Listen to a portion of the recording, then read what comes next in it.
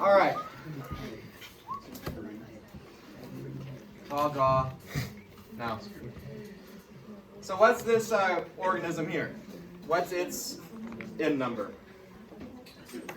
2. Okay? So this is N number. During prophase 1, here's the steps that occur in it. 1, nuclear membrane breaks down.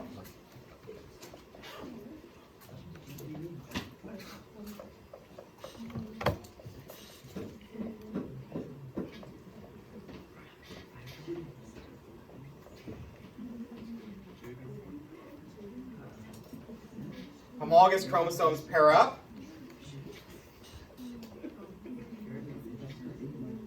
That's called synapsis.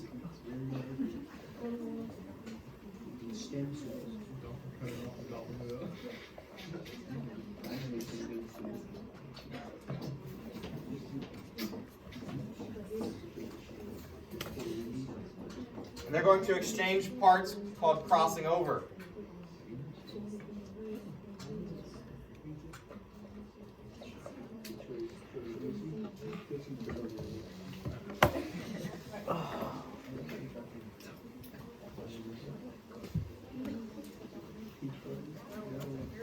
Okay, so here, write that down. Just like in mitosis, prophase, the nuclear membrane is going to break down. Centrioles are going to start moving to opposite ends of the pole. All the same stuff as mitosis, but homologous chromosomes are going to find each other and they're going to swap parts, and that's called crossing over. And what that creates is brand new chromosomes that is unique to that cell. It's like a blend. It's a blend of your parents' chromosomes all together. Okay? That brings us to our objective. How does this process create genetic diversity? It's taking the chromosomes and mixing them up. Shh, you guys. Okay? So that's prophase 1. And crossing over, non-sister chromatids exchange DNA segments. Okay? So are you able to look at that and see non-sister chromatids? So the non-sister chromatids, here's 2 sister chromatids, right here, these 2 black ones. The non-sister chromatids are found on its homologous chromosome here. Okay, so this one and that one are non-sister chromatids. They are the parts that will exchange DNA segments. Okay, so they're going to swap those segments. What's a tetrad? A vocab term there. What's a tetrad? Here's a tetrad. Okay, tetrads are the homologous chromosomes.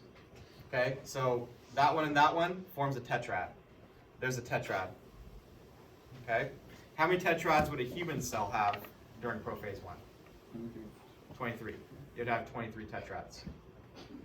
Okay. Each tetrad usually has 1 or more chiasmata. Okay, and that's the location where they're touching and going to swap. Those are the X-shaped regions where crossing over occurs. So the resulting chromosome, they cross over multiple times, and you can get one that looks like, all right, just pretend the red's black. You'll get the point. You'll have a lot of blending going on here, okay, because they had a lot of different chiasmata. Okay, so it's more than just one spot. Okay? Moving on to metaphase 1. Metaphase 1, tetrads line up at the center. Can I erase this? Yeah?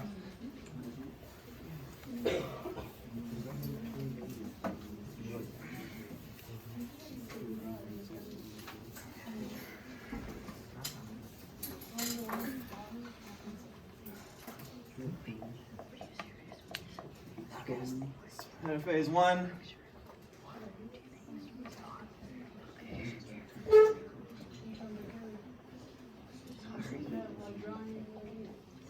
Metaphase 1, the tetrads line up at center. What's the center of the cell called? Metaphase plate. Okay? Tetrads line up at the metaphase plate. What moves the chromosomes to the center? The centrosomes.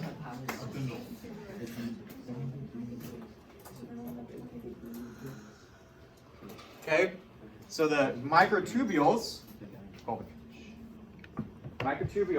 produce the centrioles produce the microtubules, which will grab the chromosomes at the kinetochore, right? Grabs them at the kinetochore and moves them to the center. Okay, so that's metaphase 1. What do you think happens in anaphase 1?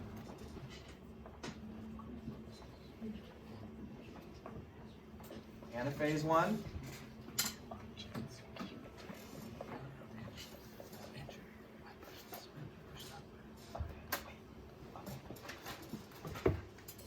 Anaphase 1, you have homologous chromosomes separate.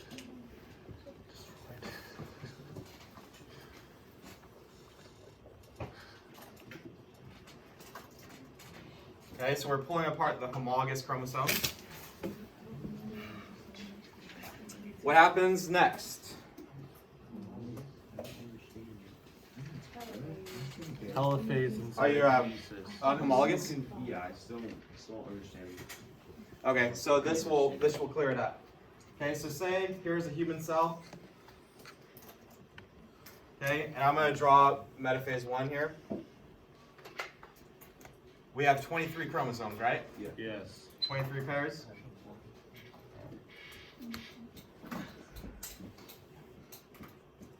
Here's one that's 13. It's a dog. Okay, because I think dogs have 13. Okay.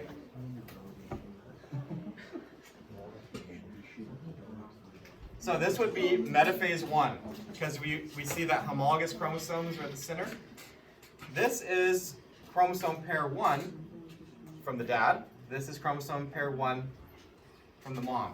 This is chromosome pair 2 from the dad, from the mom. 3, 3, 4, 4. They have the same genes on them, but they have different forms of it. Okay, they're homologous. They all code for the same stuff, but they're just from the mom and dad. They're the same chromosome pairs. The dad's sister comes to the She was falling off.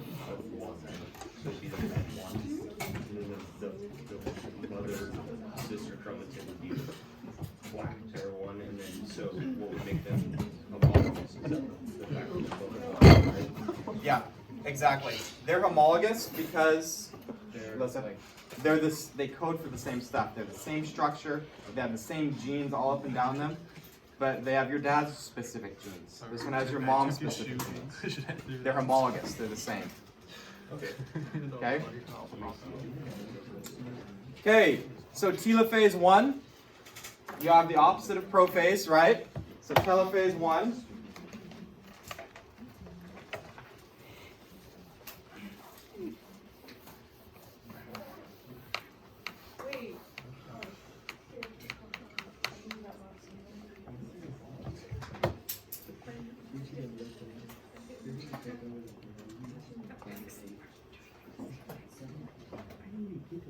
Okay.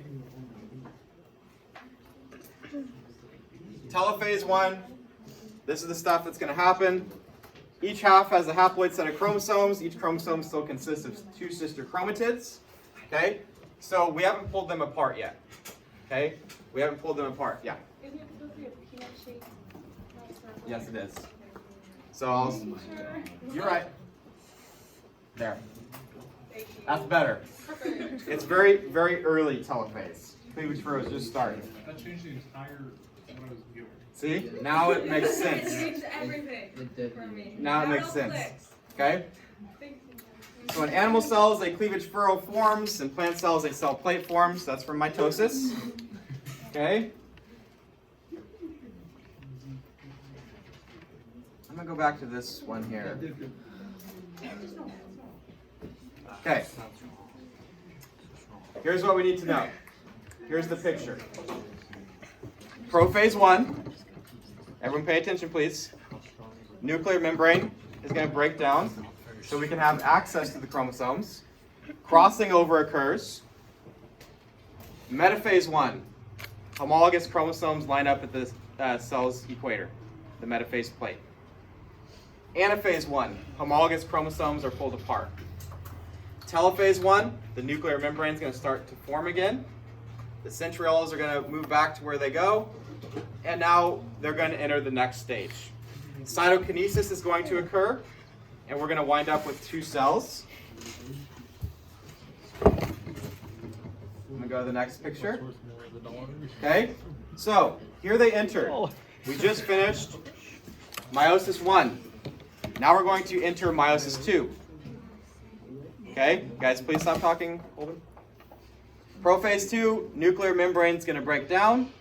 And why do we break down the nuclear membrane?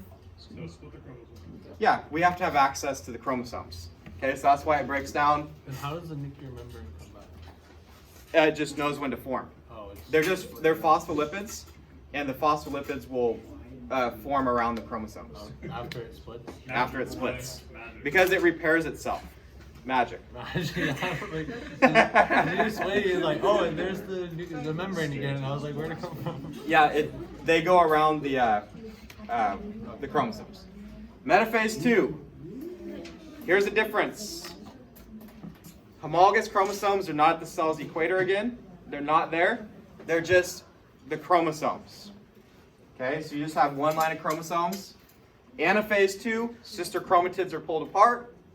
Telophase 2 and cytokinesis, everything reforms, goes back to normal, and we have 4 cells. Okay? You're going to wind up with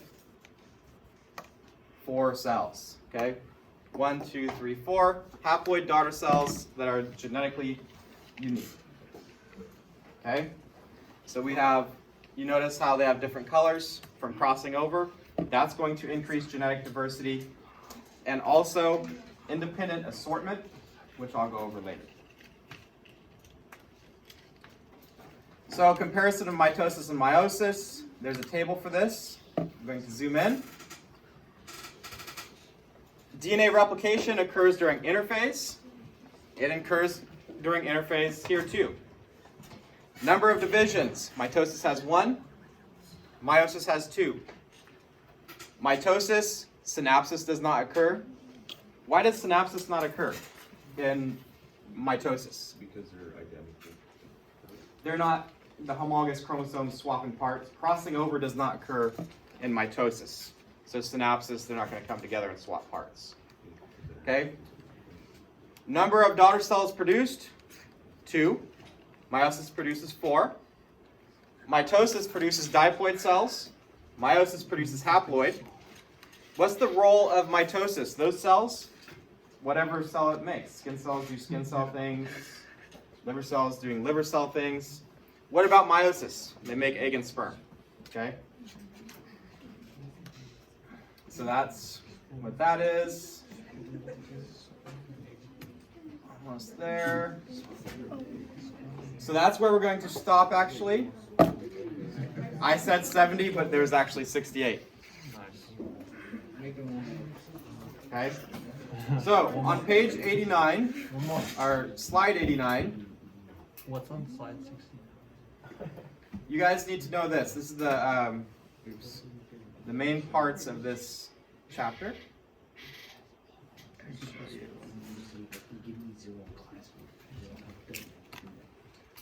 So, can you distinguish between the following terms? Somatic cell and gamete. Could you distinguish between that? What about autosome and sex chromosome? And haploid and diploid?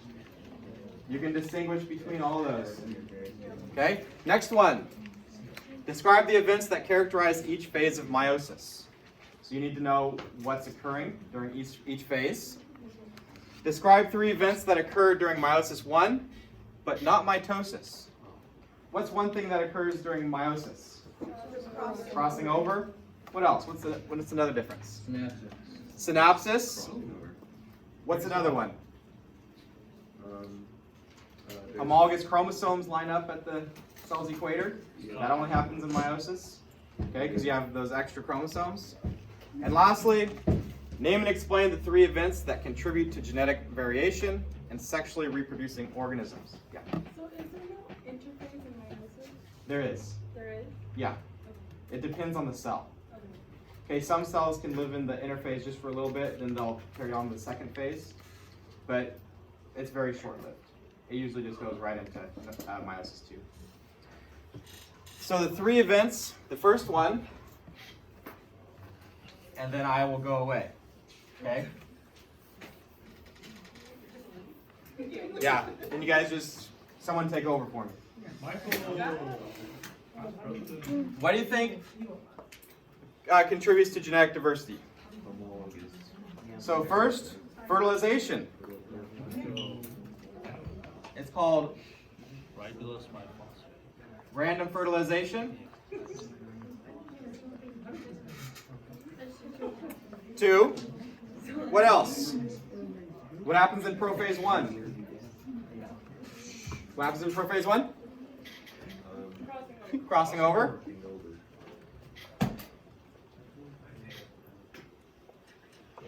And then the last one is called independent assortment, and I didn't go over that.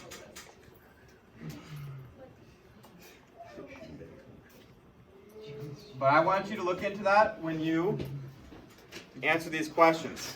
Your assignment, I'm going to give you guys about 25 minutes. Research or go through this and answer these questions. Okay, they're all in the PowerPoint. So do that on a Google Doc, and we'll go over it. Okay?